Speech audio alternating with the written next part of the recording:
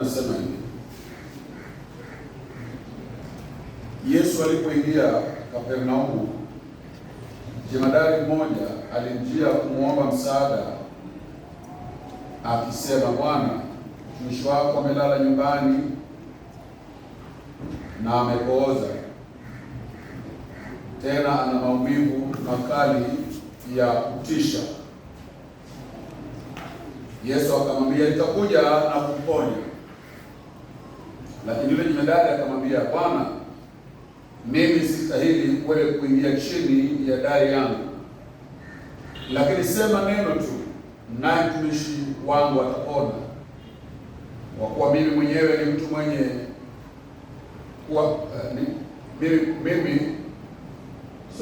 kwa kuwa mimi mwenyewe ni mtu niliyewekwa chini ya mamlaka, nikiwa na askari chini yangu. Nikimwambia huyu nenda, yeye huenda, na mwingine nikimwambia njoo, yeye huja.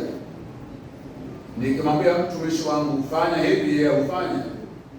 Yesu aliposikia maneno haya alishangaa, akawaambia waliomfuata, amin nawaambia, katika Israeli sijapata kuona yeyote mwenye imani kubwa namna hii. Ninawaambia kwamba wengi watatoka mashariki na magharibi, nao wataketi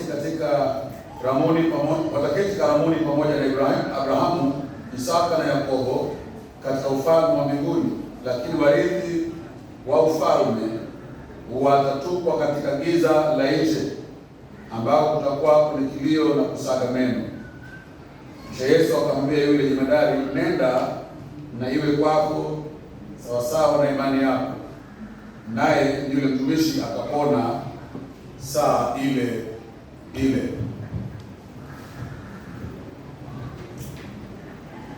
Tumekuwa katika msururu wa maandiko haya kwenye kitabu cha Mathayo mlango wa 8, na tulisema kwamba kwenye mlango wa 8 wa kitabu cha Mathayo kufikia hadi mlango wa 9 tunamwona Kristo akajidhihirisha hapa kama mfalme ambaye ni mkuu katika utendaji wake.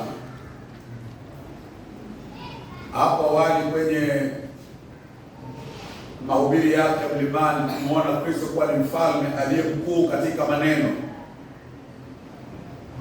Anaongea kwa mamlaka makubwa. Sasa hapa tunamwona anatenda kwa mamlaka makubwa, na tumekuwa tukiangalia hasa sura hii chini ya mada ya Kristo kama mfalme anayezibeba dhambi za watu wake. Yeye ndiye mfalme anayezibeba dhambi za watu wake. Haya tunayaona katika mstari wa 17 ambao nafikiri muhtasari wa mada nzima ya sura ya 8 na hata sura ya 9, ya kwamba katika haya anayoyafanya Kristo anatimiza maandiko yaliyozungumziwa na nabii Isaya, ya kwamba yeye alichukua magonjwa yetu na akabeba madhaifu yetu. Kristo anajitokeza hapa kama mfalme wa namna hiyo, mfalme ambaye anabeba dhambi za watu wake. Tuliangalia mfano wa kuponywa kwa yule bwana aliyekuwa na ukoma, na tukaona kwamba hakuna uzito wa dhambi asiyoweza Yesu kuubeba au kuutwaa, hasa kuzingatia kwamba ukoma ulikuwa ni ugonjwa ambao si ugonjwa tu. Ukoma ulikuwa ni hali ya kijamii, na ambayo ukiwa nayo ulikuwa umetengwa, na suluhisho la ugonjwa wa ukoma ilikuwa si uponyaji tu, ilikuwa haitoshi kwamba mtu ameponywa, ilikuwa inadai haswa kutakasika. na palikuwa na matambiko mengi ambayo yanapitiwa katika kuthibitisha kama mtu katakasika au la. Sasa leo tukija katika habari hizi za huyu akida wa Kirumi ambaye mjakazi wake anaugua na anamjia Kristo kutaka kuponywa kwa mjakazi wake, na katika hali hiyo anayatambua mamlaka ya kipekee ya Kristo, na anapotambua mamlaka ya kipekee ya Kristo, Kristo pia anatambua imani yake ya kipekee. Sasa haya ndio masuala mawili ambayo yanajitokeza hasa katika kifungu kizima, Mathayo 8:5 hadi 13. Kwanza kabisa, mamlaka ya kipekee ya Bwana wetu Kristo. Yeye ni mfalme aliye na mamlaka ya kipekee. Alafu swala la pili inayojitokeza hapa ni imani ya kipekee ya huyu akida. Maana kama akida anatambua mamlaka ya Kristo ya kipekee, na Kristo naye anayatambua au anaitambua imani ya kipekee ya akida huyu.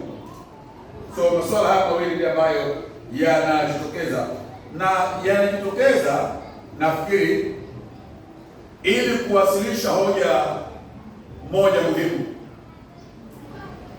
ya kwamba Kristo kama mfalme anayekuja kubeba dhambi na makosa ya watu wake na anayabeba kwa mamlaka makubwa, anajionyesha kuwa ni mfalme wa kipekee sana. Sasa ni mfalme wa kipekee kwa njia hii ya kwamba mara nyingi sana wafalme wengi walikuwa wanatekeleza mamlaka yao kimsingi kwa manufaa yao. Sasa ilikuwa ni tabia ya wafalme kujiongezea wake, kujilimbikizia mali, kujiongezea farasi. Sasa Mungu alipokuwa anaelekeza afisi ya kifalme katika Israeli kwenye Kumbukumbu la Torati 17 na 18, na ambayo afisi hiyo itaashiria ufalme wa Kristo au Kristo kama mfalme, anapeana maagizo pale, na mojawapo kati ya maagizo anayopatiwa Musa kuyaweka kwamba watakao kuwa wafalme juu ya Israeli wasio watu wa kujiongezea wake, wasio watu wa kujilimbikizia mali au kujiongezea idadi ya farasi. Maana yake ni kwamba walikuwa ni watu wafalme watakaoyatumia mamlaka yao sio kwa manufaa yao, ila kwa manufaa ya watu wa Mungu. Na ndiyo taswira tunayoiona kwa Kristo Yesu ambaye anatekeleza au anatimiza matarajio yale ya mfalme. Yeye ndiye mfalme ambaye anayo mamlaka makubwa ya kipekee, na mamlaka yake anayatumia si kwa manufaa yake, bali kwa manufaa ya watu. Ndio sababu tunaona picha hii ya kushangaza ya kwamba Kristo ni mfalme, na ni mfalme anayebeba dhambi za watu wake. Anatumia mamlaka yake kwa manufaa ya watu wake. Lakini pia kunajitokeza swala lingine hapa ya kwamba haya manufaa anayoyaleta Kristo kama mfalme ni manufaa ambayo yanaweza tu kufurahiwa au kusherehekewa au kupokelewa kwa njia moja peke yake. Haina njia mbili wala tatu. Njia ya kujiunganisha na huyu mfalme ili kuyapokea manufaa anayoyaleta ni njia ya imani pekee. Sasa hoja hizi mbili ambazo zinajitokeza katika kifungu kizima ambacho kinatukabili kwamba pana imani, pana mamlaka makubwa ya Kristo, halafu pia pana imani ya kipekee ya huyu akida, na lazima tuongelee zote mbili. Lazima tuongelee mamlaka ya Kristo, lakini pia lazima tuongelee imani ya huyu Bwana. Hebu ni irekebishe mawazo hapa, maana swala zima la mamlaka ya Mungu linapoibuka,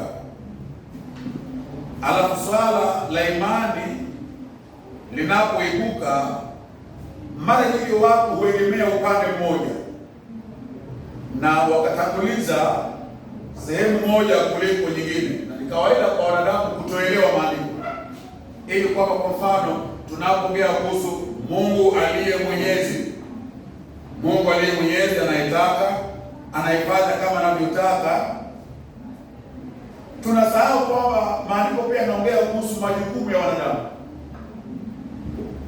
ya kwamba mwanadamu anayo majukumu fulani ya kutekeleza. Lakini pia tunapoongea kuhusu majukumu au kujukumika kwa wanadamu, tunasahau kwamba yuko Mungu ambaye ni mwenyezi.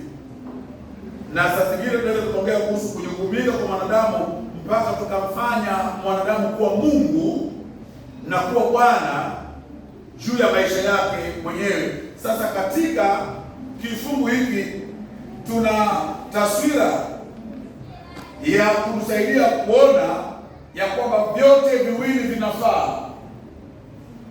Mungu au Kristo ni mwenyezi, ana mamlaka makubwa na anaweza kuyafanya yale atakayo kuyafanya kwa njia atakayo kuyafanya bila kuzuiliwa na chochote. So Kristo na mamlaka ni mwenyezi, lakini kwa wakati ule ule yapo majukumu ambayo Mungu katika wenyezi wake ameyawekeza kuwa yetu, na ya kwamba mamlaka makubwa ya Kristo yanapata kuonekana kupitia kwa imani ya kweli ya watu wake. Sasa hatupasi kupuuza imani na nafasi ya imani, lakini kwa upande mwingine hatupasi kusahau nafasi ya juu ya mamlaka ya Kristo juu yetu.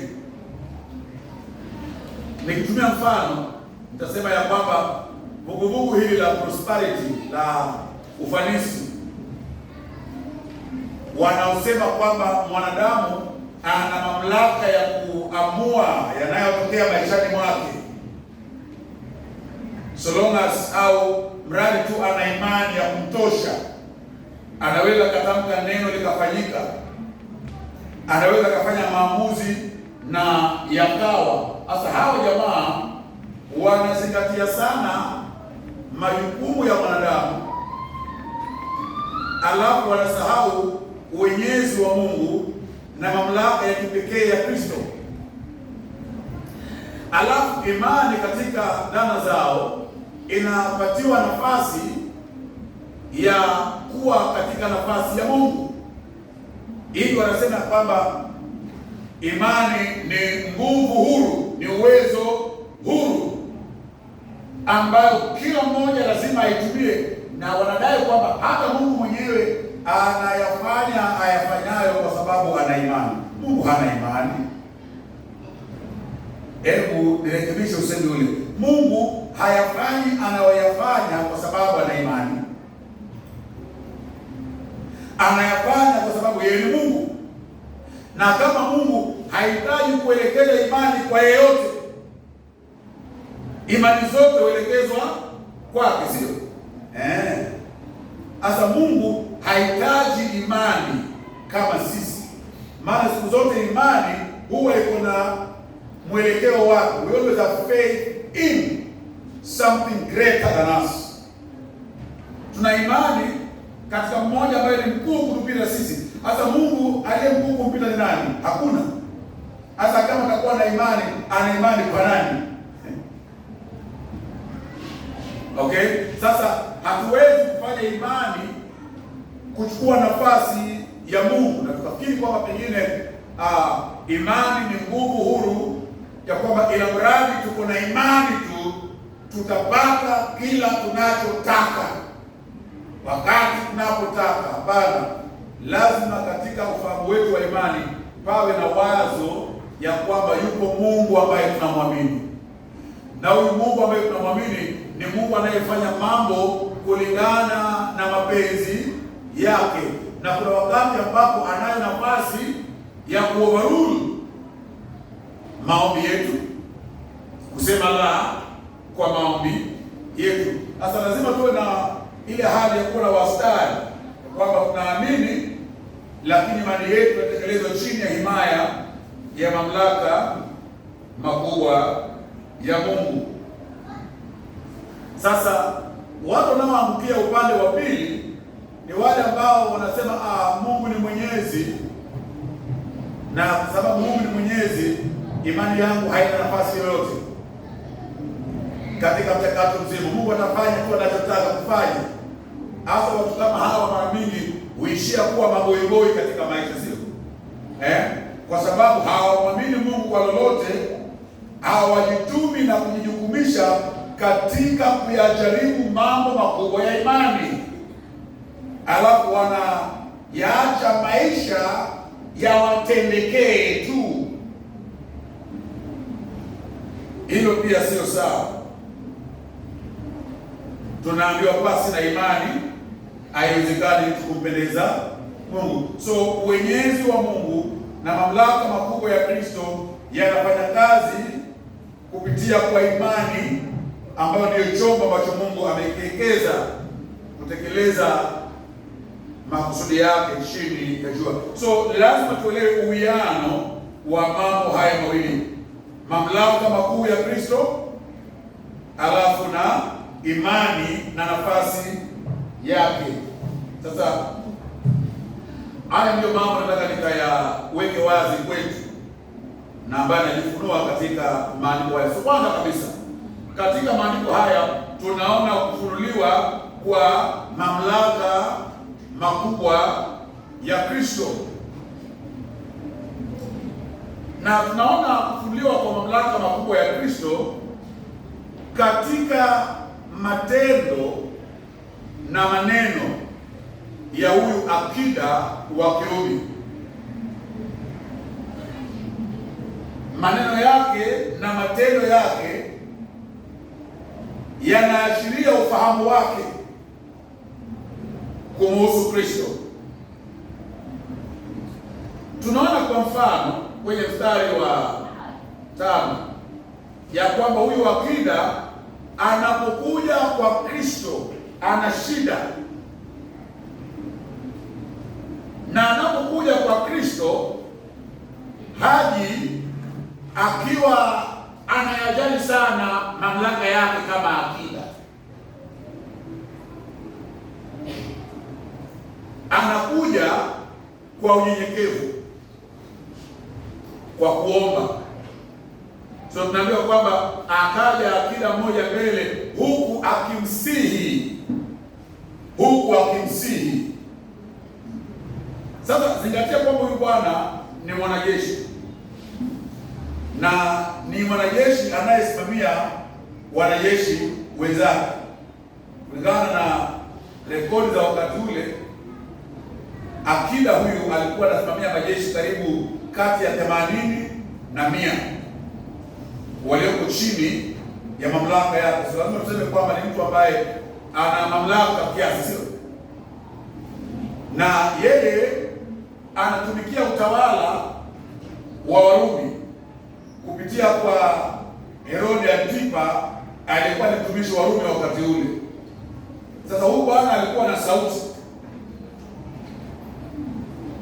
na pengine kama alikuwa anaenda kufanya mambo mengine ya kawaida, alikuwa anaenda kutumia mamlaka yake kama akida na angeamuru mambo yafanyike. Lakini hatumuoni hapa akija kwa amri, anakuja kwa kusihi, anakuja kwa kusihi.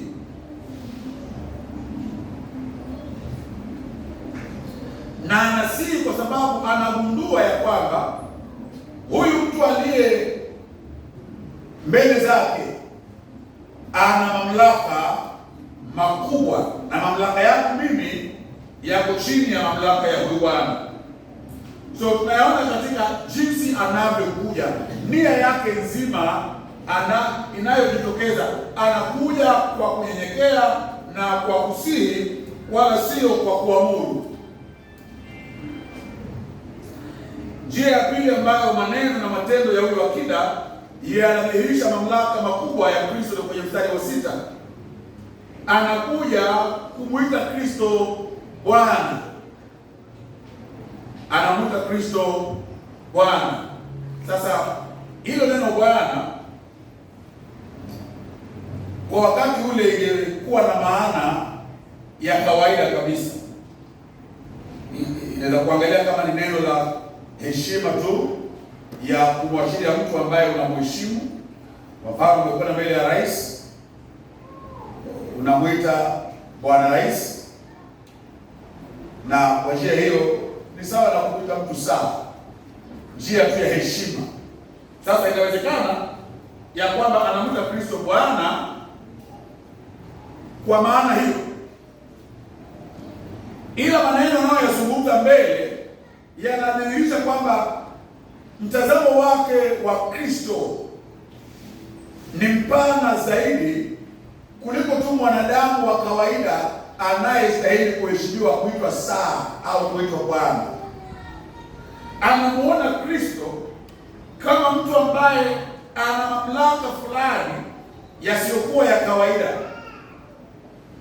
hivi kwamba hali ya mjakazi wake au ya mjakazi wake ambaye ni mgonjwa, na ugonjwa wake si ugonjwa wa kawaida, ni ugonjwa wa kupooza, na si ugonjwa wa kupooza tu, tunaambiwa anateseka sana, hali yake mahututi. Hadithi hii ukisoma hadithi mwenza kwenye kitabu cha Luka mlango wa 7, tunaambiwa kwamba jamaa yu katika harakati za kufa, ni mgonjwa karibu kufa, na huyu akida anamjia Kristo na anaona katika Kristo uweza wa kuyazuia mauti, uweza wa kuponya ugonjwa na kuzuia mauti. Sasa swala linalofanya aje kwa Kristo, kama angelikuwa pengine anaomba kibali cha kugawiwa shamba, tungesema pengine ni lugha ya heshima tu kwa mtu ambaye ni mkubwa, lakini anachokiomba si kitu ambacho kinaweza ikapeanwa na mwanadamu wa kawaida. Ni mambo ambayo Mungu peke yake anaweza kufanya. Ni nani awezaye kuzuia mauti kama si Mungu? Sasa kwa hilo, matumizi yake ya neno Bwana hapa lazima tuyatafsiri kwamba yana maana nzito zaidi kupita kuashiria ya kwamba huyu ni mtu wa heshima, lakini ni mtu wa kawaida. Anamuita Kristo Bwana, na anaona nyuma ya neno hilo mamlaka ya kuweza kuzuia mauti. Lakini pengine kiashiria cha utambuzi wa mamlaka ya Kristo ndani ya huyu akida, inaonekana wakati ambapo Yesu anajitolea kuja kwake kumponya mjakazi wake. Maana anaposema kwamba mtumishi wangu ni mgonjwa, amepooza, anaugua sana, maumivu, karibu kufa, Yesu anamkatiza maana kabla hajatoa ombi. Kristo anamkatiza na anasema nitakuja nimponye. So Yesu kutari kuja pale kumponya, lakini huyu Bwana anaona mamlaka makubwa zaidi ndani ya Kristo, ili kwamba anasema wewe hata hauna haja ya kuja kwangu kumponya huyu mjakazi wangu, hauna haja, hauhitaji kujisumbua, mamlaka uliyo nayo ni makubwa kupita hapo.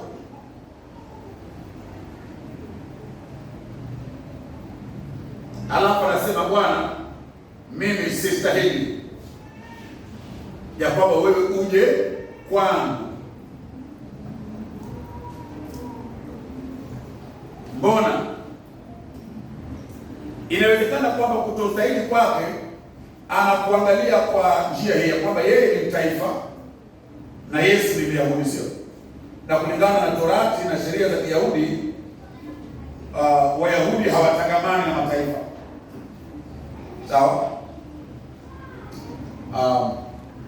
Na huyu bwana kwa sababu amekaa miongoni mwa Wayahudi anajua, manake wapo Wayahudi marafiki zake ambao pengine anawahi kualika kwake na wakasema la hasha, hatuwezi kuja, manake Torati inasema nyinyi wachafu, sisi ni watu wa Mungu, hatuwezi kutangamana. Hasa kutokustahili kwake kunaweza kuwa ni kwa njia hiyo, na lazima tuseme mmoja wapo sababu ni hiyo, si stahili kwa sababu mimi ni mtaifa na wewe ni Myahudi.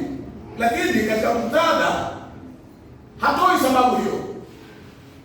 Sababu anayoitoa inatuwasilishia kutostahili kwake kwa njia ya ndani zaidi. Njia gani hii? Anasema mimi ni mtu mwenye mamlaka, mstari wa 9, na ninao majeshi chini yangu, na kwa sababu mimi na mamlaka na niko na watu ema 80 au 100 chini yangu, lolote ninalosema hawalipingi, wanalifanya. Neno langu latosha kuwaondosha wote walioko chini ya mamlaka yangu. So nikimwambia huyu nenda, anaenda. Nikimwambia yule njoo, anakuja. Neno langu limebeba mamlaka, na neno langu liko na mamlaka katika himaya ya mamlaka yangu, na himaya ya mamlaka yangu ni juu ya jeshi la wanaume kati ya 80 na 100. Kupita hapo mamlaka yangu yamefika mwisho.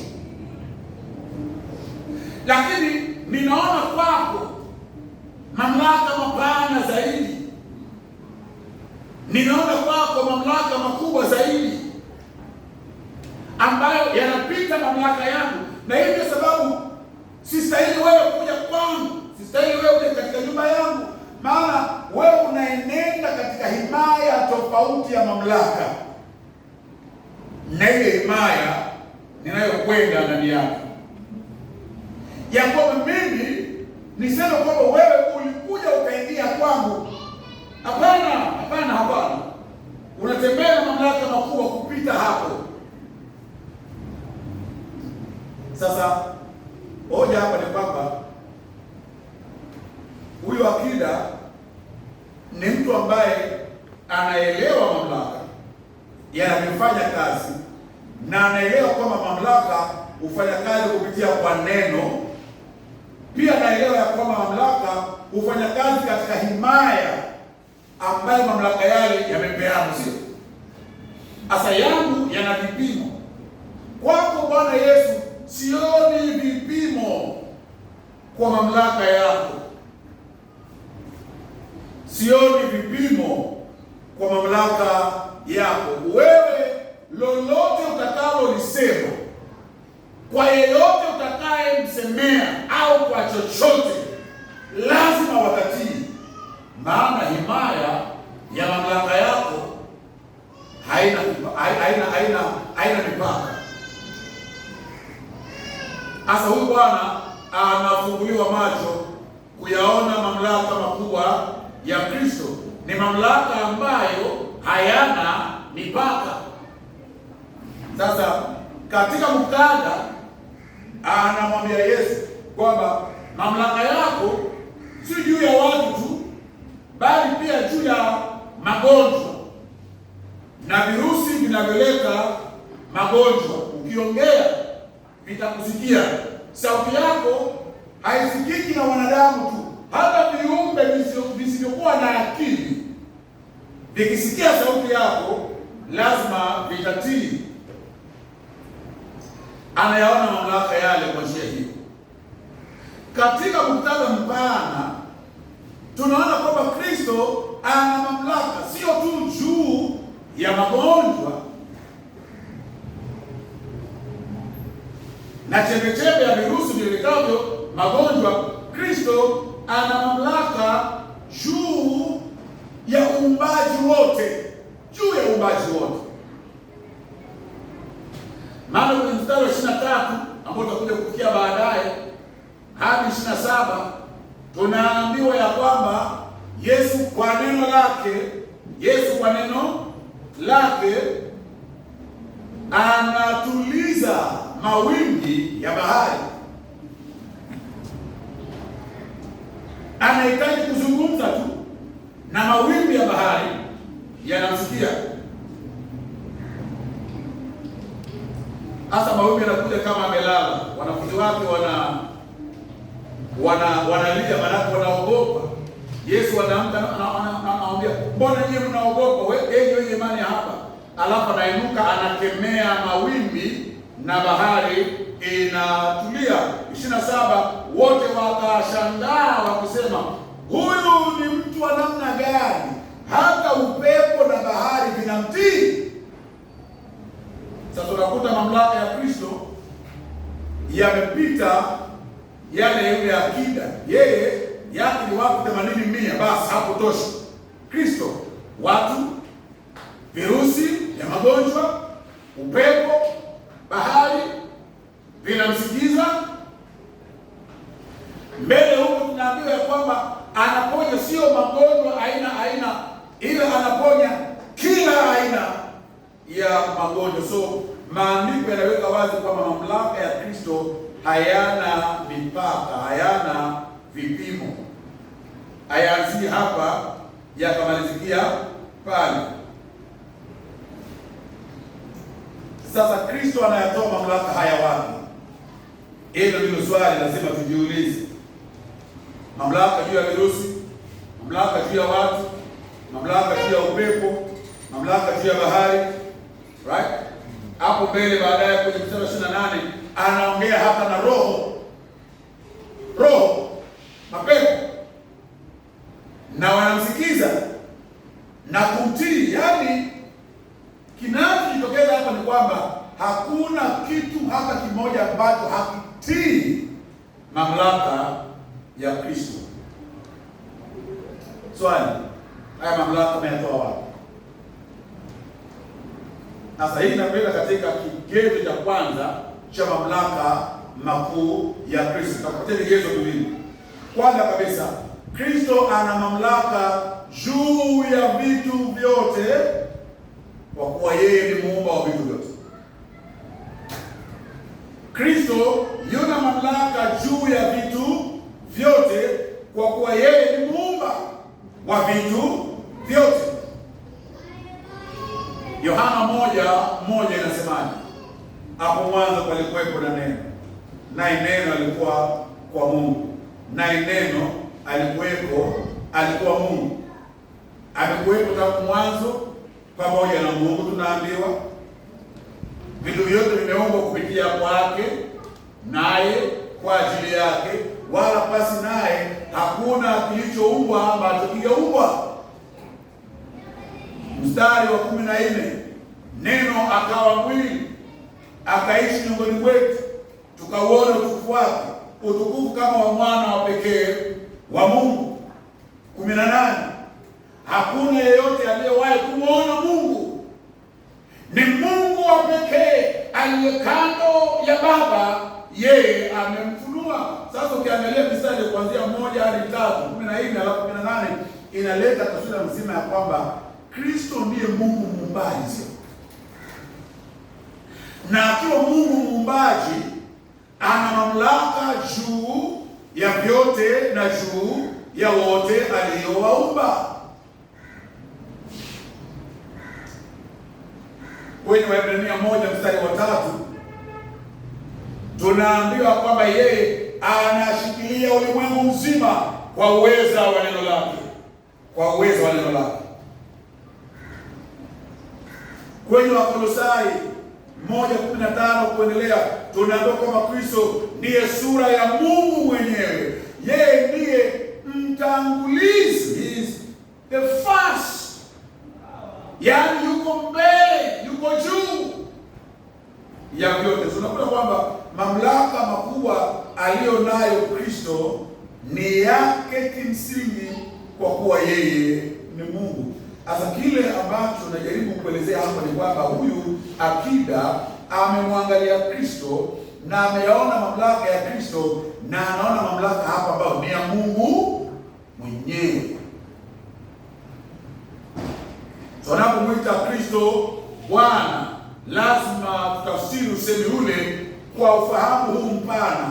Anamuona Kristo kama Mungu mwenye nguvu, aliye na mamlaka juu ya vyote na juu ya wote. Sasa na mamlaka kwa yeye Mungu, na wote lazima wamwinamie kwa kuwa yeye ni Mungu. Unajua, haijalishi kama mtu ni Muislamu au kama mtu ni Mhindu au ni mpinga dini. Maandiko yanasema Mungu amepatia Kristo jina ambalo liko juu ya majina yote, kila goti litapigwa na kila ulimi utakiri kwamba Yesu ni Bwana. Maana Muislamu anakubali hakubali, aliyemuumba Muislamu nani? Ni Yesu. Anayesema hakuna Mungu, aliyemuumba ni nani? Sasa Yesu ana mamlaka juu ya uumbaji wote, maana yeye ni Mungu. Sasa hii inafaa kuwa faraja kwa wote ambao wana mshikamano na Kristo, maana Kristo ambaye anaishi ndani yako ni mtawala wa dunia nzima. The world in which we live is governed by our Christ. He has authority over all of it. Kuna wimbo wa uhuru ambao huwa unaimbwa hata jana juzi, na uliimbwa, kanyangeni nchi yenu kwa nguvu na raha. Sasa wimbo ule tunaimba baada ya uhuru, sio? Maana uhuru ulipokuja tumejua kwamba Kenya ni yetu, na kwa kuwa Kenya ni yetu, mbeberu tumempiga teke, tuna ujasiri wa kuenenda, sio? Sasa Mkristo anaenenda katika dunia hii akiwa na faraja hiyo. Hakuna mahali ambapo anatishwa kwenda, anaogopa kwenda, maana Kristo aishie ndani yako anamiliki ulimwengu mzima, sio? He rules the entire universe. Asa hakuna haja ya kuogopa wala kutahayari, maana Bwana wetu Kristo ana mamlaka juu ya ulimwengu, kwa kuwa yeye ni Mungu. Ni swala muhimu sisi kuzingatia tunapoongea kuhusu Kristo, kusisitiza kwamba yeye ni Mungu, sio?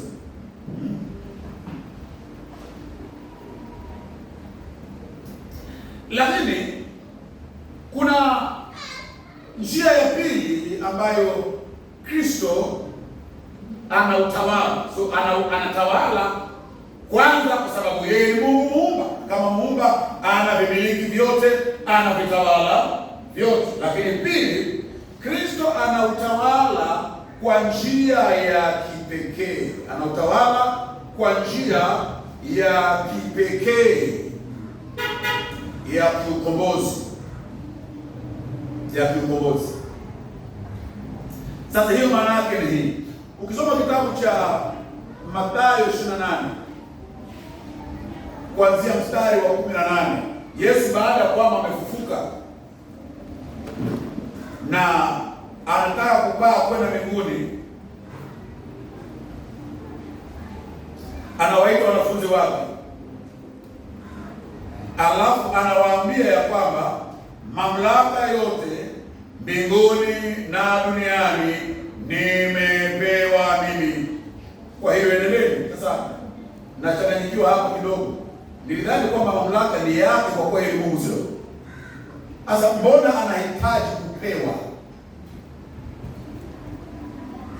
Sasa kuna mamlaka aliyo nayo Kristo kimsingi kama Mungu. Kwa lugha ya Kimombo anasema he has authority that is intrinsic to him by virtue of his being God, isn't it? He has authority just because he is God. And in that respect, he does not need to be given the authority. Hayo si mamlaka ambayo anapatiwa kwa njia yoyote, maana ni yake kimsingi. Lakini pia tunaona ya kwamba Kristo ana mamlaka kwa njia nyingine. Ana mamlaka kwa njia ya kupewa. Hapo anatangaza kwamba mamlaka yote mbinguni na duniani nimepewa mimi. Amepewa na nani? Ni wazi kwamba anaongea kwamba amepewa na Baba, sio?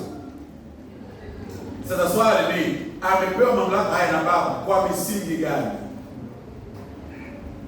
Fanya nini mpaka akapewa mamlaka haya? Sasa kwa kujibu swala hilo lazima tuseme yafuatayo, kwamba kwanza zingatia ni lini Kristo anayazungumza haya. Kristo anayazungumza haya baada ya kutekeleza kazi ya msalaba, sio? Ameshakufa na kufufuka na kuteseka, na ni baada ya kwamba ameteseka akafa akafufuka, ndio sasa anadai haya mamlaka kwa njia ya kipekee. Sasa hii inamaanisha ya kwamba yapo mamlaka aliyonayo Kristo maalum na ambayo yanamjia kwa njia maalum kupitia kwa mateso yake, sio? Tunaweza tukadhibitisha haya kwa kuangalia Wafilipi mlango wa pili. Wafilipi mlango wa pili mstari wa 5 hadi mstari wa 7-8 unaongea kuhusu kudhalilishwa kwa Kristo, ambaye japo alikuwa ni Mungu alifanyika mtu, akafanyika mtumwa, akateseka na akafa mauti ya aibu msalabani. Wafilipi 2:5, 6, 7 hadi 8. Kristo anayeteseka. Swali, je, ni matunda yapi yanayoibuka kufuatia mateso yake? Nafikiri kuanzia mstari wa 9, sio? Kwa sababu ya kukubali kwake kuteseka, vile tunaambiwa Mungu amemwadhimisha sana, na Mungu sasa amempatia jina lililo juu ya majina yote, ili kwamba sasa kwa kutajwa kwa jina la Yesu kila goti litapigwa, ya vitu vilivyoko mbinguni na duniani na chini ya dunia, na kila ulimi utakiri kwamba Yesu ni Bwana. Sasa kuna mamlaka anayoyapata Kristo kwa njia ya kipekee kupitia kwa mateso yake, na ambaye asingeyapata kwa njia nyingine yoyote ile ila kupitia kwa mateso yake. Hii ndio sababu kwenye mlango wa 3 na wa 4, wakati Yesu anakwenda kujaribiwa na Shetani kule jangwani, mojawapo kati ya mbinu za Shetani kumjaribu ni kwamba alimwambia kwamba inama kidogo tu hapa mbele zangu, alafu ukinama nitakupatia falme zote za dunia na mamlaka yote ya dunia yawe yako. Na Yesu anakataa, maana Yesu anajua kwamba njia ya yeye kuyafikia mamlaka haya maalum sio shortcut, ni kwa njia ya mateso. Hatoingia katika utukufu wake kama mkombozi ila kupitia kwa njia ya mateso. Na kwa hiyo nawasilisha hoja hii ya kwamba Kristo si tu kwamba ana mamlaka makubwa yaliyo yake kimsingi kama Mungu, ila pia ana mamlaka ya kipekee kiukombozi ambayo ameyatwaa kupitia kwa mauti, kwa mateso yake. Asa mamlaka haya hususan yanahusiana na ukombozi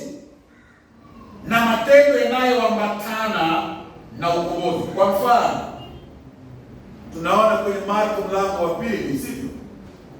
Ya kwamba Yesu kwa kumponya yule bwana aliyekuwa amepooza anadhihirisha mamlaka makubwa alionayo katika kusamehe dhambi. Sema ili mkajue kwamba mwana wa Adamu anayo mamlaka chini ya jua kusamehe dhambi, alafu anamponya yule bwana. Asa vipi Kristo amepokea mamlaka ya kusamehe dhambi? Kupitia kwa mauti yake, sio? Kupitia kwa mauti yake. Sasa tunaona hapa kwamba ijapokuwa Kristo ana mamlaka ya kiujumla kama Mungu, ana mamlaka ya kipekee kiukombozi, na mamlaka yake yale ameyanunua kwa bei ya mauti yake, na kwa kuwa ameyabeba ya mamlaka, anaweza sasa akasema, njooni kwangu enyi nyote msumbukao na kulemewa na mizigo, nami nitawapumzisha. Manake mwana wa Adamu kwa bei ya mauti yake ameyanunua mamlaka ya kusamehe dhambi, na ikiwa ana mamlaka ya kijumla ya kuponya kila ugonjwa, ana mamlaka ya kiujumla ya kuongea na kila alichokiumba na kikamsikia, pia Kristo ana mamlaka ya kuongea na kusema dhambi zako zimesamehewa. Anayo mamlaka yake.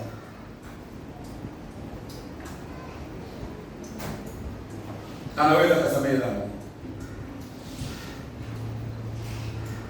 Lakini kupita kusamehe dhambi, Kristo ana mamlaka pia ya kuwahukumu wote ambao wanakataa kusikia sauti yake inayowaita kumwamini na kumtii. Haya mamlaka yake kama mkombozi anayatumia kwa manufaa ya wote watakao muamini, wanapokea wokovu. Maana ana mamlaka kwa mujibu wa Yohana 17:2 kupeana uzima wa milele kwa wote ambao Baba amempatia. Lakini mamlaka ya Kristo kama mkombozi yanapita tu kupeana wokovu, pia yanamaanisha kwamba anawahukumu wale ambao wanaitukana kazi yake, wale ambao wanaipuuza kazi yake. Kuanzia mwanzo kabisa wa huduma yake, wakati ambapo Yohana Mbatizaji anatangaza, anaweka wazi huduma ya Kristo, anasema kwamba mimi nawabatiza kwa maji kwa ajili ya toba, lakini anakuja mwingine nyuma yangu ambaye atawabatiza kwa Roho Mtakatifu na kwa moto. Sasa ikiwa ungetaka kujua maana ya ubatizo wa Roho Mtakatifu na moto, anafafanua baadaye kwa lugha ya picha akisema, chekecheo yake mkononi mwake kuchuja, na anapochuja atachukua ngano zake aweke kwenye ghala lake. Wokovu, sio? Ana mamlaka ya kupeana wokovu. Bwana anao uwezo kunipa wokovu. Anachuja ngano, anaweka kwenye ghala. Wanaomwamini wanasamehewa dhambi, wanaokolewa, uzima wa milele ni wao. Wao ndio ngano. Kristo ana mamlaka ya kuamua hii ni ngano na iweka kwenye ghala, wanapata uzima wa milele. Ana mamlaka haya.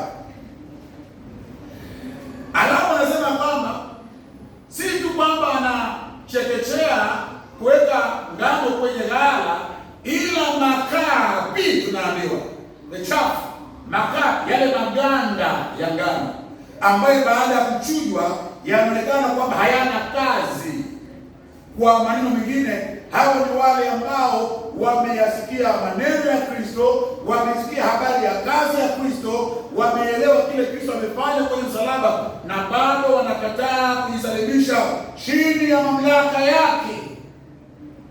Wanasema huyu mtu hata tutawala, mbona mimi nimfuate? Wale ambao wanaahirisha imani katika Kristo, hao ndio makapi. Tunaambiwa na wao atawakusanya na kuwatupa kwenye moto. Anaye mamlaka yake. Kwenye Matendo 17 aya ndogo 30-31 tunaambiwa ya kwamba Mungu anawaamuru watu wote kila mahali watubu. Watubu kwa nini? Kwa sababu ameshamteua yeye ambaye kupitia kwake atawahukumu watu wote, na amethibitisha hayo kwa kufufua kutoka kwa wafu. Kristo ana mamlaka ya hukumu. Na wewe ambaye unamkana Kristo leo, wewe ambaye unamkataa Kristo leo, wewe ambaye unamtizama Kristo na kazi yake na unaahirisha kwamba siku yangu haijafika, wakati wangu utakuja, unajionyesha wewe kuwa makapi. Na kama alivyo Kristo na mamlaka ya kupeana wokovu kwa wale wanaomwamini, pia nayo mamlaka ni yeye Kristo atakutwaa siku za mwisho na kutupa kwenye tanuru ya moto wa milele. Amepata vipi mamlaka haya? Kwa mauti yake, kwa mateso yake. Sasa Kristo ana mamlaka makubwa, na huyu akida wa Kirumi anayatambua mamlaka makubwa ya Kristo.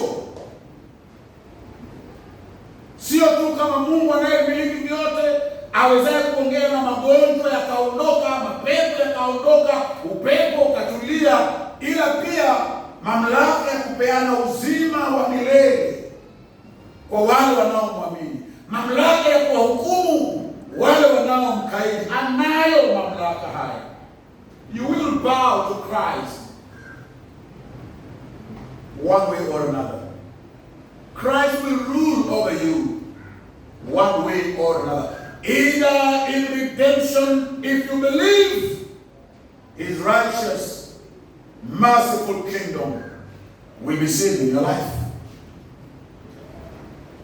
or in judgment, when the fullness of the wrath of God is unleashed on you by the command of Christ, because He has authority to do that too. Ana mamlaka kuyafanya.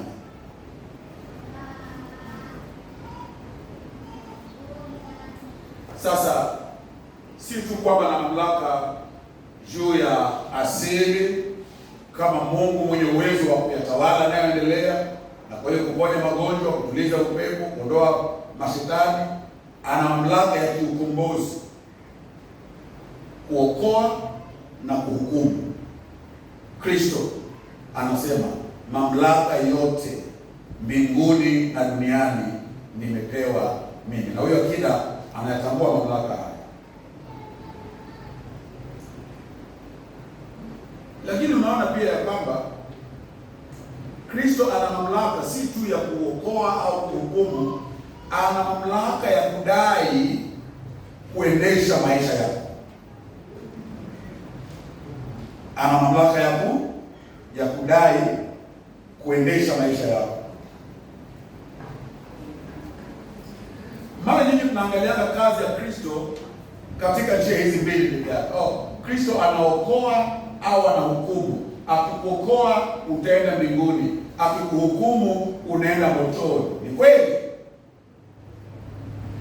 Lakini maisha ya hapo katikati, kuanzia wakati Kristo amekuokoa, kama amekuokoa, na wakati ambapo unaingia katika urithi wa uzima wa milele, Kristo anadai mamlaka ya kuendesha maisha yako.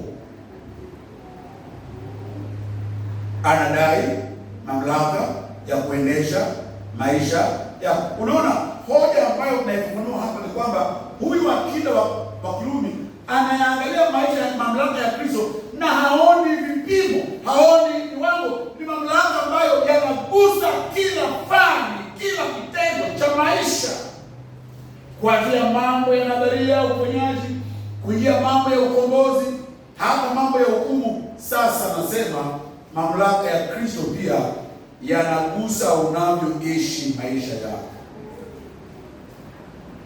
Kristo anayesamehe dhambi kwa mamlaka makubwa, huyo Kristo pia anadai kwamba wale waliosamehewa dhambi waziache dhambi zao. Sasa alimwongelesha mwanamke kwenye Yohana 8 na akamwambia, kama hakuna aliyekuhukumu na mimi pia sikuhukumu, nenda zako, ila usitende dhambi tena. Anamwokoa kwa huruma, anatumia mamlaka yake kwa ajili ya wokovu wa huyo mama, lakini baada ya hapo anatumia mamlaka yake kumpatia huyo mama mtindo wa maisha. Hivi ndivyo unavyotakiwa kuishi. Hasa wengi wa Kristo tunapenda kudai mamlaka ya Kristo katika wokovu. Ana nguvu ya kunisamehe dhambi, ana nguvu ya kunihesabia haki. Na kunihesabia haki siko chini ya hasira tena, ana mamlaka yale, sawa. Lakini huyo Kristo pia ana mamlaka ya kuingia katika maisha yako na kukuonyesha jinsi ya kutumia saa zako, muda wako. Sasa kwa mfano anasema kwamba nimekupatia siku 6 kufanya kazi zako, alafu siku ya 7 uitenge, uiache kwa ajili ya. Anapodai hayo, kwani Kristo haelewi kwamba anahitaji kufanya hili na lile? Amedai sisi mara clear mwenye time. Lakini tuko tayari sisi kumpatia Kristo dhambi zetu, azibebe, beba zote. Hukumu yetu beba yote. Na je, maisha yetu? Kristo ana mamlaka ya kuelekeza unavyotumia rasilimali zako. Anadai nafasi katika bajeti ya kwako, sio? Ili kwamba anasema ya kwamba lazima watu wake wamwabudu, wamtumikie, na sehemu ya kutumikia ni kwa mali yao. Lakini hapo utaki amuze, sio? Sema hai, kazi ni ngumu sana. Kazi ni ngumu. Hata miradi ya kanisa wewe utaki kushiriki. Unataka kila mbele ya kukwepa. Maana Kristo anatawala maisha yako kila mahali isipokuwa mfuko wako. Saa zingine ni jinsi ya kuendesha ndoa zetu au familia zetu. Pale unaleta hekima ya kidunia, sio? Nataka hekima ya Kiafrika. Sisi wa Afrika tunakaanga hivi na wake zetu. Hawapati haki hii, hazikizwi hapa. Lazima agongwe kidogo, sio? Itikadi ya Kiafrika. Kristo anasema la, anadai utawala katika jinsi unavyoendesha ndoa yako. So mamlaka ya Kristo hayana mipaka, hayana kifani. Na wewe ambaye unajiita Mkristo lazima ujidadisi, lazima uyahasibu maisha yako na uangalie ni kwa kiwango gani maisha yako yanaishiwa chini ya mamlaka ya Kristo. Hebu angalia huyu bwana anavyoongea kuhusu wote walioko chini ya mamlaka yake. Nasema mstari wa 8. Bwana, mstari wa 9.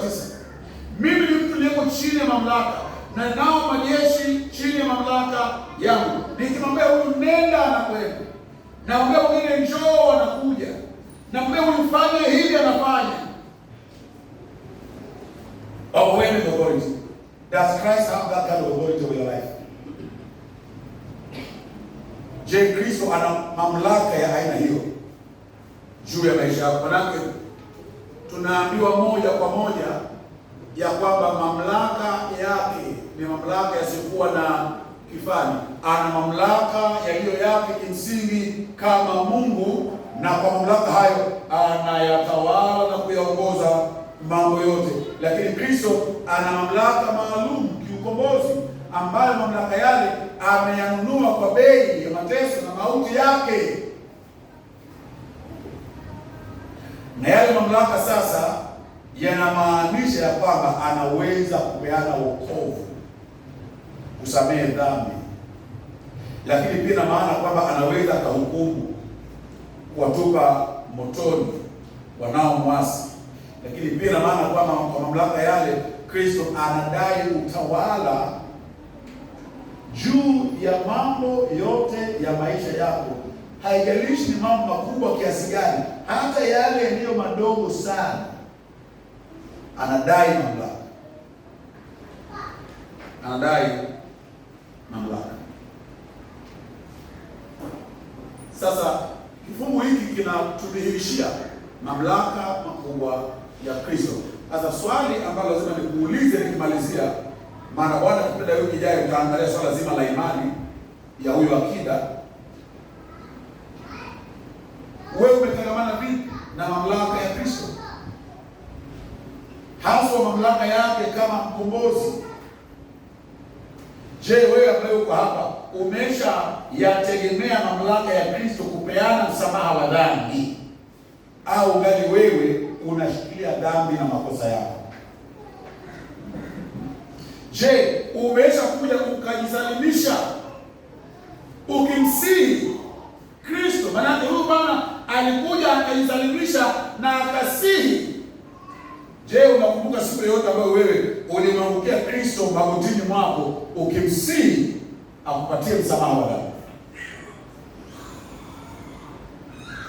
Au wewe ni wale ambao mnaahirisha, mimi ningali kijana, siku zangu bado nyingi mbele, ningali mtoto wa shule, sijafanya dhambi nyingi? Na jisalimishe leo kwa Kristo, yasalimishe maisha yako kwake. Pengine wewe ndio mmoja kati wale wanasema kwamba bado kuna mambo mengi hapo mbele zangu, sasa nikiokoka leo nitafurahia vipi maisha? No, jisalimishe leo. Kristo anadai utii wako, mwendee kama alivyokwenda huyu bwana, akunyenyekea na akimsihi Kristo, uniwie radhi, unisamehe, mimi mkosaji. Usiahirishe hilo, fanya hilo leo. Na kama nilivyosema asubuhi, maana haujui wito kama huu kama utawahi kusikia tena. Leo ni siku yako ya kujisalimisha chini ya mamlaka ya Kristo. Ondoa, acha ugumu wa moyo wako, acha ukaidi, piga magoti, inama, salimisha kwa Kristo. Wacha kusisitiza kwamba lazima ujiishie maisha yako kama unavyotaka. Wacha kutoa visababu, inama mbele za Kristo, maana anayo mamlaka, na kwa mamlaka yale ima atakupatia uzima wa milele ukimtii na ukimwamini leo, au atakuhukumu kama hautamtii na kumwamini. Mkristo, yalete maisha yako siku zote chini ya mamlaka ya Kristo. Najua hauwezi kuyafanya yale kamilifu, lakini mojawapo kati ya kazi ambazo kila Mkristo lazima awe anaifanya kila uchao, kila siku ya maisha yake ni kujiuliza, leo nimemtii Kristo zaidi kuliko jana? Je, ninaongezeka katika utii wangu? Nikiangalia maisha yangu mwaka ulipoanza Januari, Kristo alikuwa anatawala kiasi fulani. Je, kufikia mwisho wa mwaka huu anatawala himaya zaidi kuliko nilivyoanza au bado? So tunakuwa katika utii wetu kwa Kristo, maana Kristo anayo mamlaka, anadai mamlaka yale ya kuyaongoza na kuyatawala maisha yetu. Kristo anatekeleza mamlaka yake haswa hapa duniani kupitia kwa taasisi alizowekeza. Mamlaka ya Kristo hayatekelezwi hewani. Zipo taasisi anazoziwekeza kudhihirisha na kutekeleza mamlaka yake. Mojawapo ni taasisi itwayo jamii. Taasisi itwayo jamii, Kristo amepeana mamlaka kwa wazazi. Sasa nyinyi ambao ni watoto ambao mko hapa, njia mojawapo ya wewe mtoto mchanga kuonyesha utii wako, kunyenyekea kwako kwa mamlaka ya Kristo ni kutii wazazi, sio? Manake wazazi ndio kitengo cha mamlaka ya Kristo kwenye jamii. Kristo anatekeleza mamlaka yake kupitia kwa vyombo vya dola. Warumi 13 nasema, sio? ya kwamba hakuna mamlaka yaliyomo ya kiserikali ambayo Mungu hakuyaweka. Sasa haijalishi kama ulipigia kura mamlaka haya au la, haijalishi kama rais anayetawala unampenda au la. Ukweli ni kwamba baada ya michakato yote ya kisiasa, ya kura, ya nini kufanyika, pakiamulia kuwa na serikali mamlakani, hiyo ndio serikali ambayo Mungu ameiwekeza. Na kwa kipindi cha miaka 5 tunawawia utii serikali, utii Kristo. Hata kutii haimaanishi kwamba unakubaliana na wao kila saa. Kuna wakati ambao unapingana na wao, lakini ushuru lazima ulipe bado, sio? Na kuombea lazima waombee bado. Maana ni kumtii Kristo. Lakini katika muktadha wetu wa karibu zaidi, Kristo anatekeleza mamlaka yake kupitia kwa kanisa lake. Kupitia kwa kanisa lake. So kuna mamlaka ya jamii ile na wazazi, mamlaka ya serikali yatekelezwa na vyombo vya dola, na kuna mamlaka ya Kristo inayotekelezwa kwa njia ya kanisa. Sasa hii ina maana kwamba lazima kila Mkristo ambaye ameamini kwamba ni mfuasi wa Kristo kwanza ajisalimishe chini ya mamlaka ya kanisa, sio? Maana ni wapi Kristo atatekeleza mamlaka yake? Katika kuyachunguza maisha yako, katika kuyaelekeza maisha yako, kama sio kupitia kwa kanisa la nyumbani. Hata kutii Kristo au kuyainamia mamlaka ya Kristo pia inamaanisha kujitambulisha rasmi na kanisa, alafu kujitiisha chini ya mamlaka na uongozi wa makanisa haya ya nyumbani. Sasa nachangiza watu hapa ambao unahakika kwamba wewe ni Mkristo, unahakika kwamba wewe umeokoka. Kristo anatekeleza mamlaka yake juu ya maisha yako siku hadi siku kupitia kwa taasisi hii ya kanisa. Sasa wewe una jukumu la kujiunga na kanisa, la kujiwasilisha chini ya mamlaka ya kanisa. Kristo amewekeza kanisa kwa kitengo mojawapo ya kutekeleza mamlaka yake. Lakini hoja hapa ni kwamba Kristo anaonekana kuwa ana mamlaka makubwa, ana mamlaka makubwa. Bwana atusaidie sote katika hali zetu tofauti kunyenyekea chini ya mamlaka ya Kristo Yesu, Bwana Mungu aliyefanyika mtu kwa ajili ya ukombozi wa watu wake. Tuamini.